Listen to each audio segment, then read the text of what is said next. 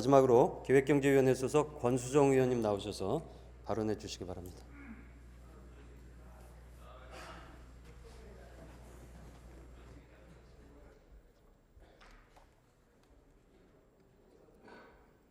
네, 안녕하십니까. 정의당 권수정 의원입니다.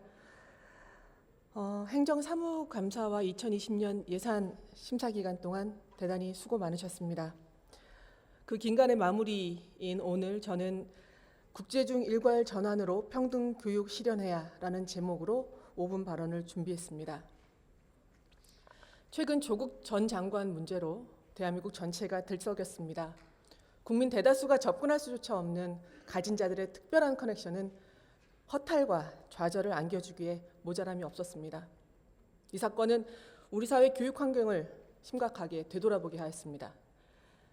지난 11월 7일 교육부는 2025년 자립형 사립고등학교, 외국어 고등학교, 국제고등학교의 일반고 일괄 전환 계획을 발표하였고 후속 조치로 11월 27일 초중 등 교육법 시행령 개정안을 입법 예고하였습니다.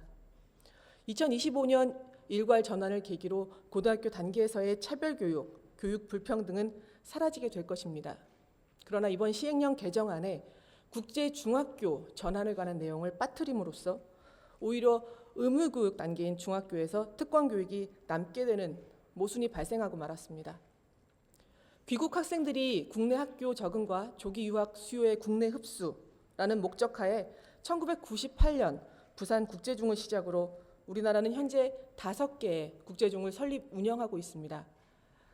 서울에서도 일반중이었던 영은중과 대원중을 2009년 국제중으로 전환하여 지금까지 운영하고 있습니다. 모든 아이들의 의무교육 단계인 중학교에서부터 차별이 전제된 특별 유형의 학교를 운영한다는 점에서 국제중 설립 타당성이 없습니다. 서울에 국제중을 설립한 이후 10년이 지났습니다. 강산도 변한다는 10년의 세월 동안 영어 교육의 양과 질도 현격히 높아지는 등 교육 현실도 많이 달라졌습니다. 국제중이라는 특별한 학교 유형을 유지해야 할 이유는 없습니다. 국제중은 연간 1,000만 원이 넘는 고액의 학비에도 불구하고 외국어 심화 교육이라는 이유로 받을 수 있다는 이유로 치열한 입학 경쟁률을 기록하고 있으며 이에 일부 중학교의 국제중에 입시 비리가 사회 문제로 떠오른 바도 있습니다. 소수의 부유층 자녀를 위한 사립초, 국제중, 자사고, 특목고 코스는 경제 격차가 교육 불평등으로 이어지는 특권 교육의 핵심고리 역할을 지금도 하고 있는 것입니다. 국제중에 대한 재지정 평가는 2020년에 실시할 예정에 있습니다. 당연히 각 시도교육청은 엄정하게 평가를 진행해야 할 것입니다. 그러나 자사고 평가에서 보듯 평가를 통한 단계적 전환은 소모적 갈등과 혼란만 가중시킬 뿐입니다. 점수에 따라 존폐 여부가 결정된다지만 기준 점수 미달로 결정 취소된 국제중학교가 법적 대응에 나설 가능성이 높기 때문입니다. 교육청과 학교 간 법적 공방 결론이 내려지기 전까지 학교는 적어도 수년간을 더 국제중 지위를 유지하게 될 것입니다. 이에 평가를 통한 단계적 전환에 앞서 의무교육 단계에서 특권적 교육 기회를 부여하는 국제중이 과연 필요한지 근본적 질문을 하지 않을 수 없습니다. 의무교육 단계에서는 부모의 사회경제적 차이와는 무관하게 우리 학생들에게 평등한 교회를 제공해야 합니다.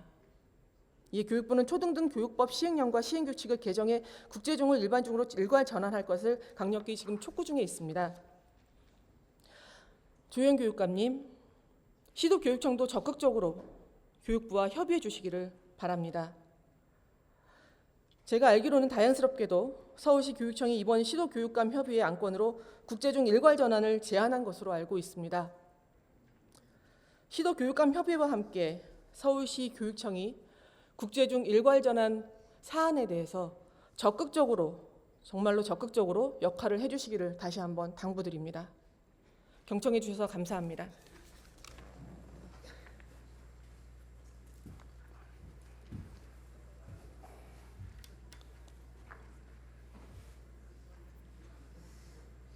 네, 권수정 의원님 수고하셨습니다.